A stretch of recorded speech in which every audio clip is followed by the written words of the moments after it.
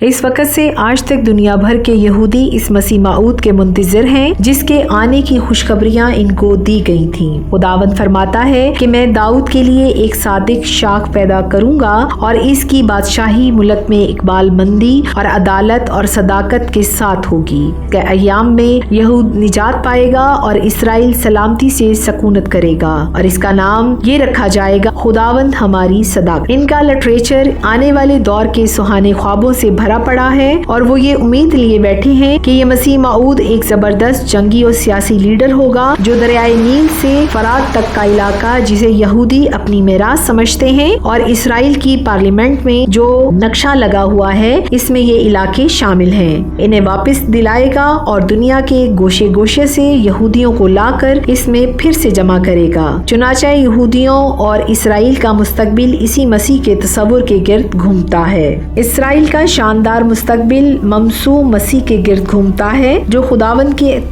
طرف سے ایک نیا اور شاندار زمانہ شروع کرنے کے لیے بھیجا جائے گا۔ تصور مسیح عبرانی لفظ مشح سے ماخوذ ہے جو عربی مسح کی طرح چھوٹا، ملنا، ہاتھ پھیرنا وغیرہ کے معنی رکھتا ہے۔ نیو کیتھولک انسائکلوپیڈیا میں مسیح کا لفظی مفہوم کچھ یوں بیان کیا گیا ہے: لفظ مسیح عبرانی زبان کے مغول مشی سے نکلا ہے جو تیل سے مسیح کیے ہوئے شخص کی تحسیس کرتا ہے۔ دور مسیحی کے مثالی بادشاہ کا نام یا خطاب ہے وقف سنگ راکم تراز ہیں۔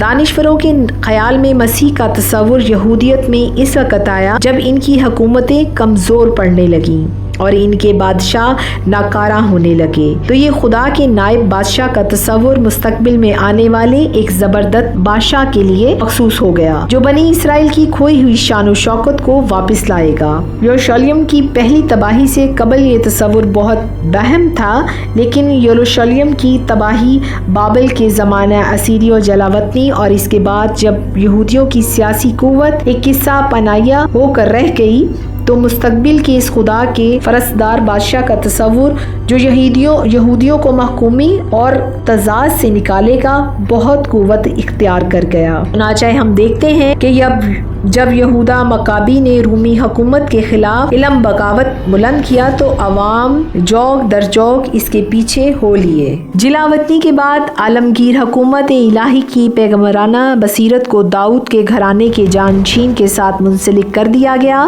جو خداوند کا ممسوح ہوگا۔ اس دور محکومی مرتبہ ہونے والی کتابوں میں اس آئندہ آنے والی مسیح اور اس کے ہاتھوں بد کرداروں اور یہودیوں کے دشمنوں کی شکست عالیہ حکومت کے قیام کا نقشہ ہے۔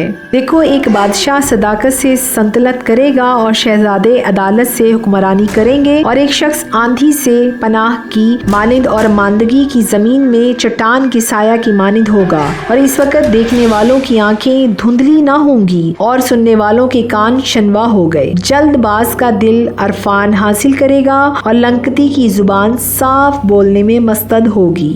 خداوند زمین کے کناروں کا انصاف کرے گا اور وہ اپنے بادشاہ کو زور بخشے گا اور ممسوح کے سینگ کو بلند کرے گا، جبکہ زکریا میں ہے کہ اب یش سردار کاہن سن تو، اور تیرے رفیق جو تیرے سامنے بیٹھے ہیں وہ اس بات کا ایما ہیں کہ میں اپنے بندہ یعنی شاخ کو لانے والا ہوں۔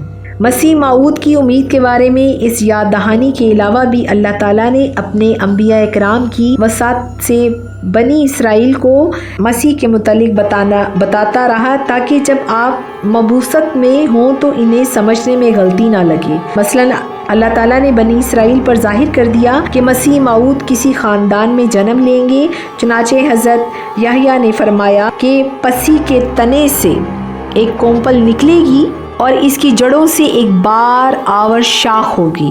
جناب یسی حضرت داؤد کے والد گرامی تھے، اور جیسا کہ یسوع مسیح کے نسب و نامہ سے ظاہر ہے کہ آپ داؤد کے خاندان سے تھے۔ حضرت میکا مسیح موعود کی جنم بھومی کی طرف اشارہ کرتے ہوئے فرماتے ہیں کہ اے بیت الحم افراتا، تجھ میں ایک شخص نکلے گا اور میرے حضور اسرائیل کا حاکم ہوگا، اور اس کا مصدر زمانہ سابقہ قدیم ایام سے ہے۔ حضرت یشیع آپ کی پیدائش کے بارے میں یوں پیشن گوئی کرتے ہیں: دیکھیں، ایک کنواری حاملہ ہوگی اور بیٹا پیدا ہوگا اور وہ اس کا نام امانوئیل رکھیں گی۔ حضرت یرمیہ فرماتے ہیں، دیکھو وہ دن آتے ہیں، خداوند فرماتا ہے کہ میں داؤد کے لیے ایک صادق شاخ پیدا کروں گا اور اس کی بادشاہی ملک میں اقبال مندی اور عدالت و صداقت کے ساتھ ہوگی۔ اس کے ایام میں یہود نجات پائے گا اور اسرائیل سلامتی سے سکونت کرے گا، اور اس کا نام یہ رکھا جائے گا، خداوند ہماری صداقت۔ دونوں پیشن گوئیاں اسی وقت پوری ہوئیں جب یسوع مسیح روح القدس کی قدرت سے ایک بطولہ مقدس مریم کے حمل میں آئے اور بیت الحم میں پیدا ہوئے۔ بنی اسرائیل کی تاریخ پر نظر دوڑانے سے معلوم ہوتا ہے کہ یہ قوم بہت ہی ابتلا میں مبتلا رہی ہے، اگرچہ یہ ان کی نافرمانی اور سرکشی کے باعث تھا۔ پہلے 400 سال مصری غلامی میں بسر ہوئے، اور جب حضرت موسیٰ علیہ السلام کے رہنمائی میں انہوں نے آزادی حاصل کی تو 40 برس بیابان میں سختیاں جھیلتے رہے۔ پھر جب وہ ملک موعود کنعان میں داخل ہوئے تو مقامی لوگوں سے جنگیں لڑنا پڑی۔ انہیں صرف حضرت داؤد اور سلیمان رضی اللہ تعالیٰ عنہ کے دور میں ہی قدرت سکون ملا، جبکہ کنعان کے بیشتر علاقے میں ان کا قبضہ ہو چکا تھا۔ لیکن اس کے بعد جب ان میں نفاق پڑا اور سلطنت 2 حصوں میں تقسیم ہوئی تو پھر انہیں جنگ بدل کا سامنا کرنا پڑا۔ بکلا فیض سنگھ لکھتے ہیں کہ ان حالات میں جب ان کی نظر مسیح سے متعلق پیش گوئیوں پر پڑی تو ان کے دلوں میں امید کی کرن جاگ اٹھی۔ مثلاً جب وہ حضرت یسی کے تنے سے کومپل نکلنے کے بارے میں پڑھتے کہ وہ راستی سے مسکینوں کا انصاف کرے گا، یا جب وہ یرمیہ کی پیشن گوئی پڑھتے، خداوند فرماتا ہے کہ میں داؤد کے لیے ایک صادق شاخ پیدا کروں گا، یا زکریا بنی کے اس اعلان پر غور کرتے کہ اے بنت صہیون تو نہایت شادمان ہو، اس دختر یروشلم خوب انکار، کیونکہ دیکھ تیرا بادشاہ تیرے پاس آتا ہے۔ تو ان کے دل نے جوش اور مسرت سے سرشار ہو جاتے اور وہ ایک ایسے بادشاہ کا خواب دیکھنے لگتے جو انہیں غیر اقوام کے ظلم و تشدد سے نجات دلا کر اپنی بادشاہی قائم کرے گا۔ چنانچہ ہم دیکھتے ہیں کہ جب یہود و مکابی نے رومیوں کے خلاف علم بغاوت بلند کیا تو عوام جوگ در جوگ اس کے پیچھے ہو لیے، اور جب یسوع نے آسمان کی بادشاہی کے آن پہنچنے کا اعلان فرمایا تو ان کی امید نئے سرے سے جاگ اٹھی اور لوگ جوگ در جوگ آپ کے پیچھے ہو لیے۔ انہیں امید تھی کہ جب آپ جلد ہی اپنے بادشاہیت کا اعلان کریں گے، لیکن جب انہیں یہ امید پوری ہوتی نظر نہ آئی تو انہوں نے آپ کو زبردستی پکڑ کر بادشاہ بنانا چاہا، لیکن یسوع مسیح یہ جان کر وہاں سے نکل گئے۔ تاہم امید اب بھی قائم تھی۔ چنانچہ جب یسوع مسیح گدھے پر سوار ہو کر یروشلم میں داخل ہوئے تو ان کی امید کو ایک نئی بات سننے کو ملی۔ چنانچہ انہوں نے آپ کے راستے میں کھجور کی ڈالیاں اور کپڑے بچھائے اور پرجوش طور پر نعرے مارنے لگے، اپنے داؤد کو مبارک ہے اور جو خداوند کے نام سے آتا ہے عالم بلا پر۔ لیکن جب یسوع مسیح نے یروشلم پر پہنچ کر اپنی بادشاہت کا اعلان نہ کیا تو یہی لوگ آپ کے خلاف ہو گئے اور مطالبہ کرنے لگے کہ اس کو صلیب دے صلیب۔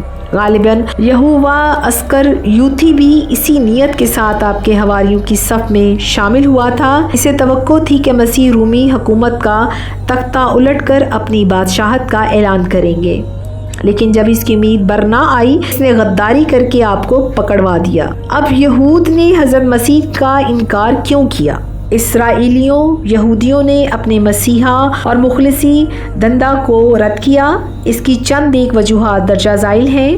جب بنی اسرائیل کا مطالعہ کرتے ہوئے ان کے دل نئے ولولے اور شادمانی سے لبریز ہو جاتے، وہ ایک ایسے بادشاہ کا خواب دیکھنے لگتے جو انہیں رومی مملکت کے ظلم اور استعمار سے چھٹکارا دلائے گا اور وہ اپنی بادشاہت قائم کرے گا جس میں یہودی آرام اور چین کے ساتھ زندگی بسر کریں گے۔ لہٰذا جب سیدنا مسیح نے یہ اعلان کیا توبہ کرو کیونکہ آسمان کی بادشاہی نزدیک آ گئی ہے، تو وہ اسے اپنے خواب کی تعبیر سمجھنے لگے۔ انہیں امید تھی کہ یسوع ناصری جلد ہی اپنی بادشاہی کا اعلان کریں گے۔ کچھ دیر تک تو انہوں نے انتظار کیا، لیکن جب ان کے صبر کا پیمانہ چھلک پڑا تو انہوں نے آپ کو زبردستی پکڑ کر بادشاہ بنانا چاہا، لیکن وہ اپنی کوشش میں कामयाब ना हो सके।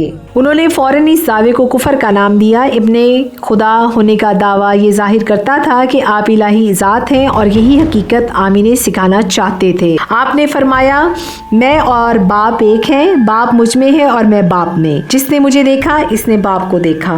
चुनके यहूदी मसीह को महज एक आदमी यानी बशर समझते थे और किसी बशर के लिए ऐसा दावा करना अज़वाए शरीयत कुफर था, जिसकी सज़ा मौत यानी संसार थी। चुनाचे उन्होंने पिलातस की अदालत में इब्ने अल्लाह पर यह इल्ज़ाम आयद किया कि हम अहले शरीयत हैं और शरीयत के मुआक्किफ़ वो कत्ल के लायक हैं क्योंकि इसने अपने आप को खुदा का बेटा बनाया। यसी मसीह ने ये सिर्फ दावा किया कि आपको ज़मीन पर गुनाह माफ़ करने का इख्तियार है, बल्कि अहले यहूद के रूबरू गुनाहगारों के गुनाहों की माफ़ी का ऐलान किया। तो ये सुनकर इनके पाँव से ज़मीन निकल गई और कहने लगे कि बिकता है गुनाह कौन माफ़ कर सकता है, सिवाय खुदा के कोई भी नहीं। सबत यानी हफ्ते का 7वां दिन यहूदियों के लिए आराम व प्रतिष्ठित का दिन मुकर्रर हुआ। सुन्नत के हुक्म की खिलाफ वर्जी की सज़ा मौत थी। गिनती 36, 32, 15। लेकिन जब मसीह ने सब्त के रोज़ बीमारियों को शफा बख्शी तो यहूदियों कौम ने फ़ौरन आप पर बैत तोड़ने का इल्ज़ाम लगाया। यहूदियों के नज़दीक एक बनी इसराइल खुदा की बरगजीदा और अफजल तरीन कौम है। जब यसुई मसीह ने गैर अक़वाम को तालीम दी, इनकी बीमारियों को शफा बख्शी और वो आप पर ईमान भी लाए। ये सब कुछ देखकर यहूदी बहुत तड़पे और आपको महसूल लेने वालों के यार का खिताब दिया। वो कहते थे कि अगर ये शख्स बनी नबी होता तो ये ऐसा तर्ज अमल इख्तियार करता। मतज़रा बाला अहम असबाब हैं जिनसे बनी इसराइल ने ठोकर खाई और माऊद निजात धंधा को रद्द कर दिया, क्योंकि किसी वो ऐसे मसीह के मुंतज़िर थे जो इन्हें महकूमी और जिल्लत के गढ़ों से निकाले। शयातीन दुश्मनाने दीन का किला कमा करके बैतुल मुक़द्दस आबाद करे और दुनिया में बादशाहत की बुनियाद रख सके। इस सूरत हाल में जब हज़रत मसीह ने सादिक नियत और खलूस बातिन की तालीम दी, मरीजों को शिफा दी, कोड़ियों के कोड़ दूर किए, अंधों की आंखों पर दस्ते शफा फेर कर इन्हें बीना किया, ये खुदा का पैगंबर मसीह था जो तजदीद दीन मुसावी के लिए यशोलियम में वारिद हुआ। लेकिन वो यहूद किसी ऐसे मसीह का ख्वाब देख रहे थे जिसकी आमद से इन्हें दुनिया जहान की बादशाहत मिल जाएगी और सारी दुनिया इनके पाँव के नीचे होगी। चुनाचे उन्होंने आप को मानने से यकसर इनकार किया और कहा कि मसीह नासरी जलील कलील का बाशिंदा है, जलील से कोई नबी पैदा नहीं हो सकता। फिक्री तारस और वाक़या ये है कि यहूद आज भी ऐसे ही किसी मसीह के मुंतज़िर हैं। चुनाचे मसीह माऊद का अकीदा इनके बुनियादी अकायद में शामिल है और मदरजा ज़ाइल नकात पर कायम है। वो ईसा इब्ने मरियम जो मसीह बनकर आया था और जिसे उन्होंने सलीब दे दिया था और जिसके बारे मसीह और मुस्लिम कहते हैं कि दोबारा आएगा और इन यहूदियों का मुखालिफ होगा, इसलिए वो मसीह